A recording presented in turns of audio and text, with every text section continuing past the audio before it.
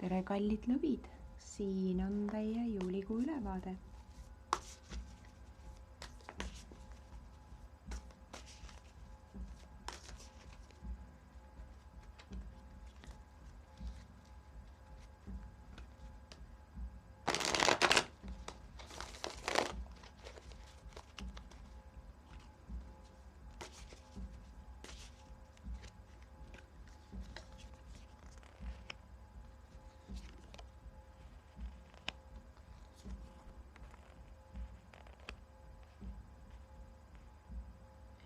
Lõvid saavad see kuu kogeda midagi võib-olla isegi natukene lõplikku, ehk siis kuu alguses on oodata tulemusi millelegi, mida te olete juba varem kasvama pannud, hooldanud ja nii-öelda tulemusi oodanud. Nüüd te saate neid tulemusi ka nautida, mida te olete külvanud, seda te saate ka lõigata.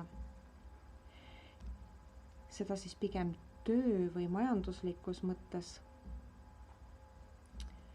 Muretsemiseks otseselt põhjust ei ole, küll aga on kaks nii-öelda lõpukaarti, mis on siis maailm ja torn, ehk siis teil just nagu pöördub see kuu uus lehekülg ellu, midagi muutub üsna kardinaalselt, kas halvema poole või parema poole. See sõltub natukene teist, millised otsused, millised plaanid te olete teinud, sest see miski on plaanipärane. Mingi periood saab läbi ja sellega seoses algab uus. On see siis mõni uus idee, projekt, aga tasub ka meeles pidada, et kui te nüüd loorberitele puhkama jääte kuu alguses oma tulemusi vaadates ja mõtlete, et teil on praegu puhkuse aeg või koht, siis päris nii see ei ole.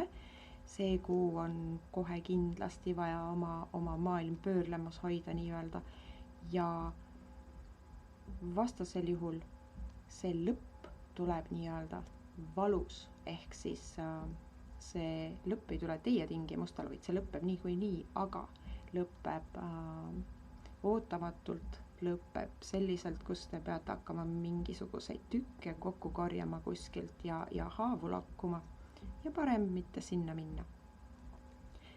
Nüüd aga üldises plaanis on see kuu oodata selliseid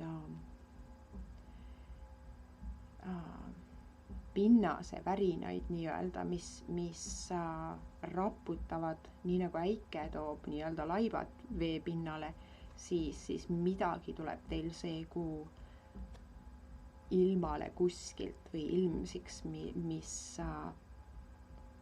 peaks saama lahendatud selle kuu jooksul, sest see on asi, mida teil absoluutselt ei ole tarvis või mille te olete täiesti kahe silma vahele jätnud või isegi ignoreerinud, pannud kuskile taha sahtlisse ja mõelnud, et ma jõuan sellega tegeleda.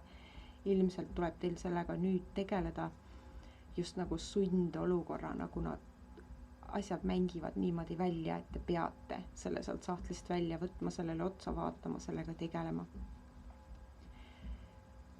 Pigem on see tööalane ja nii-öelda oma majandusliku ja varalise seisuga seotud. Pere ja nii-öelda muu rahulolu kohas on üsna stabiilne. Mingid suuri muudatusi ei paista tulevat. Aga hoidke kõvasti kinni tormi ajal. Päris nii ei saa öelda, et mis ei tapa, ei tee tugevamaks, sest see ei ole selline olukord, mis hakkaks tapma või oleks ligilähedal sellele, aga tormine tuleb mingi osa sellest kuust kindlasti. Et siis tuletage meelde oma eesmärke ja millele te kavatsete ehitada oma nii-öelda uue alguse, sest see on kohe kindlasti selle uue algusega ka seotud. Mingid asjad peavad läbi saama selleks, et saaksid alata. Tühi koht peab tekkima ja selleks peab vanad asjad eest ära saama. Aitäh ja olge hoitud!